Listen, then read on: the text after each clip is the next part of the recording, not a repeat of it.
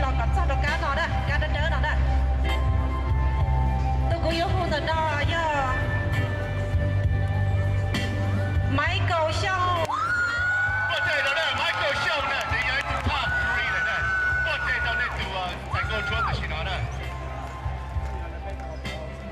ít tôi gì cũng yêu hôn thay chùa nó cho bé học tên nó ở bên trong phòng chấp lời giờ mày đâu ya What day cho mày đây ya nhớ to top 3 finalists đầu bên từ thành công chúa xin nó giờ li nó cứ chuối ít tôi gì là sư mấy tôi mình xài việc đó là vậy tôi mong phòng chấp lời sao giờ lấy từ đi hello giờ li nó giờ tôi mình xài ấy đại lệ估计还累了，我还没色。说么？说么？他不他老皮的说么？我这人抓了呢，说么也得出台高抓。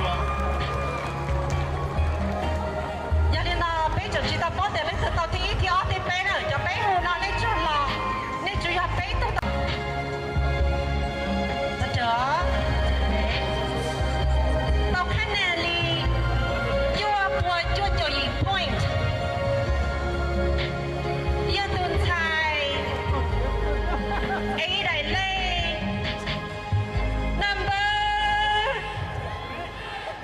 number là gì? Tao thì bé là. Với cái tiền này chỉ tao lấy. Chi số mua. Số mua. Tao number team B, third place.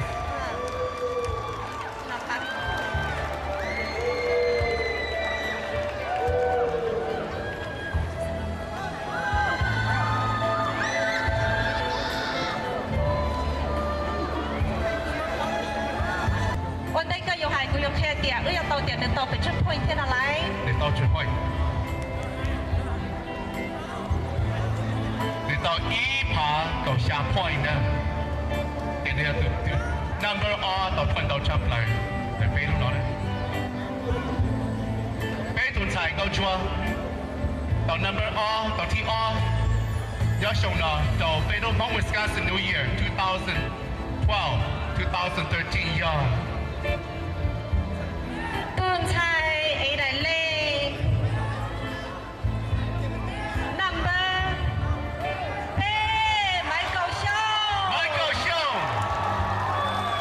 Ê, tụi đi công chúa, tôi sẽ hóa phá của cái nơi giờ tuần thai ấy đại lệ number flow.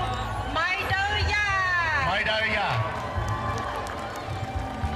What did I draw there?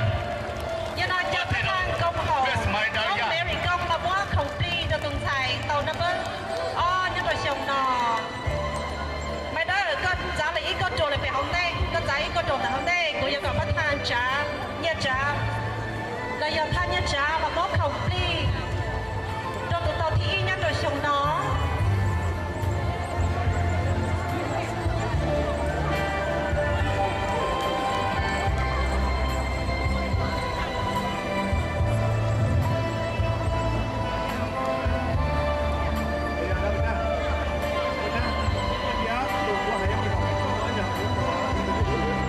Để gì cái tin cha bây tuần sáng công chúa trong lúc trong phải đi chúa xong nó phá của bé này à mày đâu sẵn ya tôi lúc trong bầu sổ Wisconsin tua